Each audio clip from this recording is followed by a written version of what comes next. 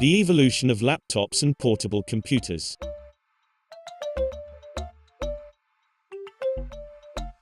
This was the first portable computer, the IBM 5100.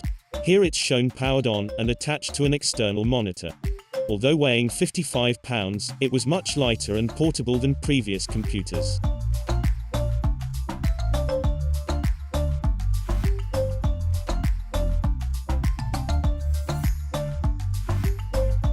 The Xerox Note Taker was a bit more portable, and its keyboard folded out to reveal its screen. It employed what was then highly advanced technology, including 256 kilobytes of RAM and a 5 MHz Intel CPU. Launched in April 1981, the Osborne One is recognized as the first laptop computer. It was the first commercially successful portable computer, costing $1,800, weighing 25 pounds, and shipping with a large bundle of software.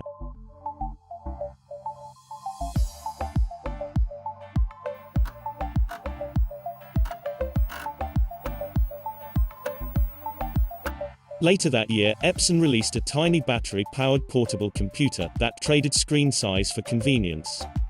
It was hailed by Businessweek magazine as the fourth revolution in personal computing.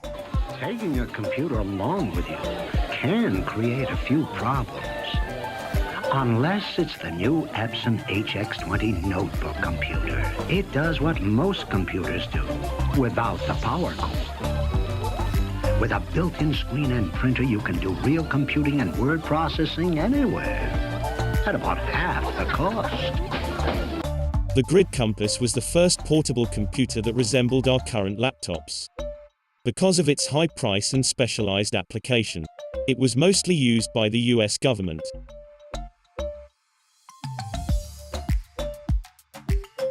NASA used it on the Space Shuttle during the early 1980s, as it was both powerful and lightweight. And the Special Forces used them for their ruggedness and use of solid-state memory.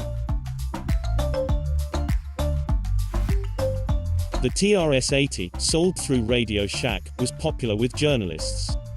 They could type about 11 pages of text, and then transmit it for editing, using the built-in modem.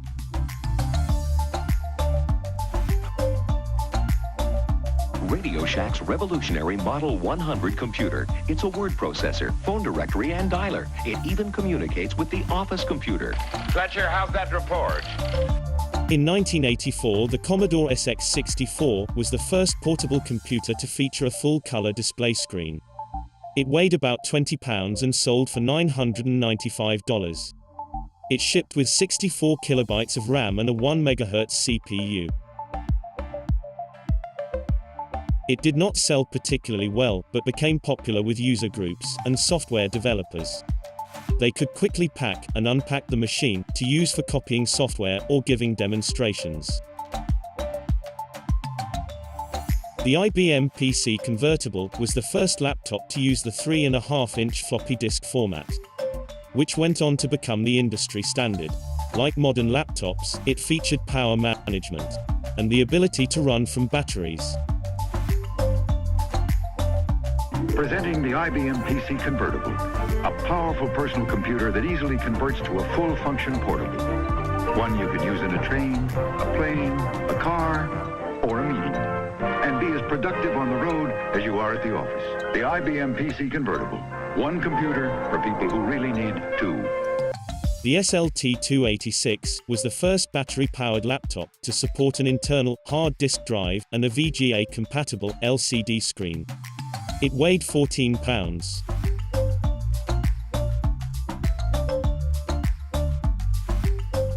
In 1989, the NEC Ultralight was considered to be the first notebook-style laptop, since it weighed less than 5 pounds. It was priced around $5,000 and shipped with an 8 MHz CPU. After the failure of their first laptop, Apple reworked the concept and released the PowerBook line in October 1991. They immediately caused a stir in the industry, with the dark gray cases and the positioning of the pointing device. You are about to witness a revolution called PowerBook.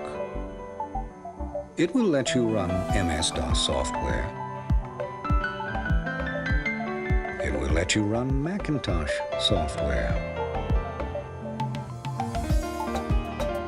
It will let you run away.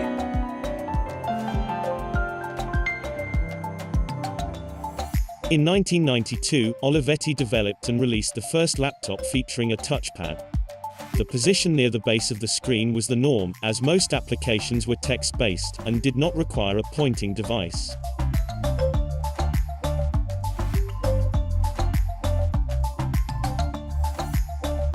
That same year, Olivetti released a smaller laptop, the Quaderno, capable of audio recording while the computer was off, an almost instant boot up.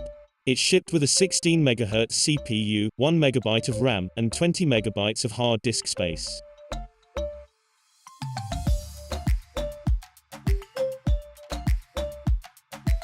The Concerto was the first convertible laptop. It had a detachable keyboard, pen, and touch screen. But the touch screen only worked with the special pen. Like today's tablets, most of the electronics were housed with the screen.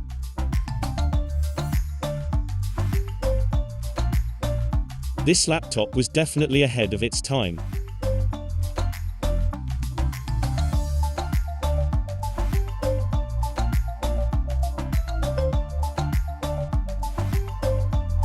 In 2002, the Portage was the thinnest laptop to be developed, at only 3/4 of an inch at the thickest part. It also featured the first 1.8-inch hard drive in a laptop.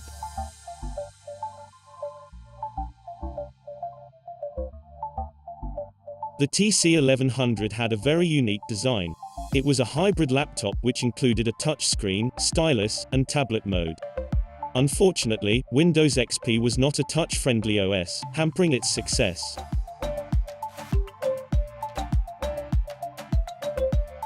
Like the Concerto, this was another laptop that was ahead of its time.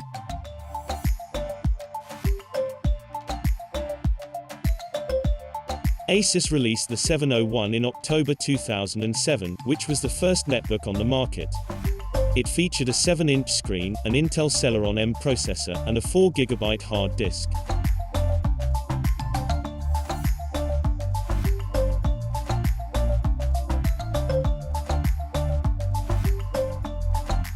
The Yoga 13 was one of the first modern hybrid laptops, taking advantage of Windows 8 touch interface. The name Yoga is a reference to the unit's design, which allows 4 different configurations.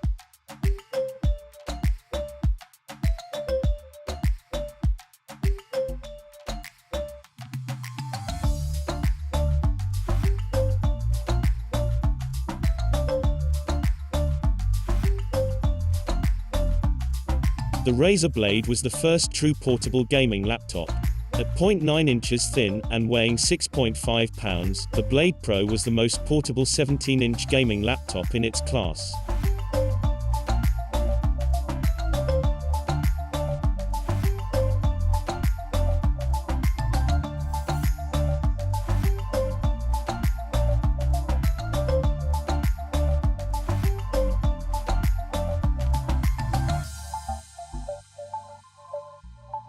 The Yoga Book hybrid laptop brought even more functionality in 2016. By using a digitizer panel as the keyboard, the user was able to draw, write, and type on the same panel. The trade-off was the lack of haptic feel and feedback when in keyboard mode. The 2018 version of the Yoga Book now uses e-ink for the keyboard panel.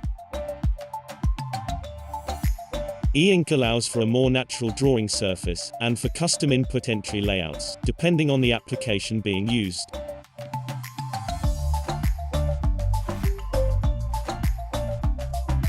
And most importantly, it allows for reading, without wasting any battery, or having to carry a second device.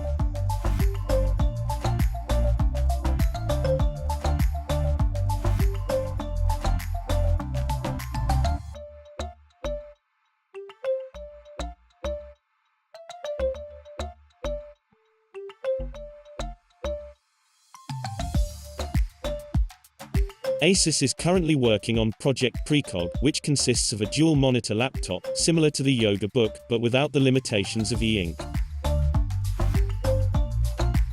Both could be used as monitors by connecting an external keyboard. Or both monitors can be used for gaming or for presentations.